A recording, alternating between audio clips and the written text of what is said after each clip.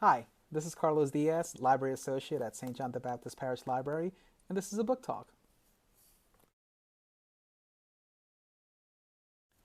Today's book talk is City of Dreams, Danny Ryan number 2 by Don Winslow. Hollywood is the city where dreams are made.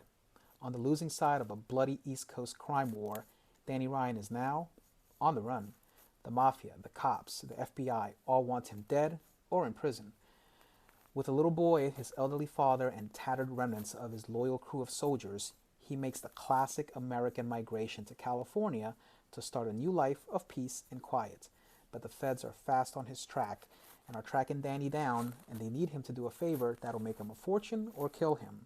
And when Hollywood starts shooting a film based on his former life, Danny demands a piece of action and begins to rebuild his criminal empire. Then he falls in love with a beautiful movie star who has a dark past of her own.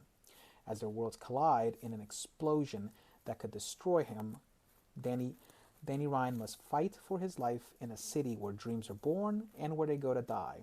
From the shores of Rhode Island to the deserts of California, from the power corridors of Washington, D.C., to the fabled movie studios of Hollywood, City of Dreams is a sweeping saga of family, love, revenge, survival, and the fierce reality behind the dream. And that's it. What we have here is a classic sequel. Um, Not quite The Godfather Part Two, what I was expecting, but it's a good sequel. Whereas the first book, City on Fire, focused on the origins of Danny and the inner workings of a crime boss mafia family, what Part Two does, it takes you away from that world and it follows Danny to different corners of the United States, and that's what I want to talk about.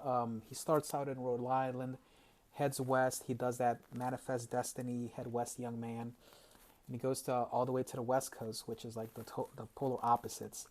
And he has a few stints in Washington D.C. and he goes through the heartland. And I think it encompasses a more American story. So in the sequel, um, he wants to attract more people. I think the readers can relate more because the character is hopscotching across America, kind of like on a road trip, if you will, several years spent in different places. But then it also focuses on Hollywood, on like the shady aspects of movie making and the backroom deals that happen, and it's pretty interesting, and I like that.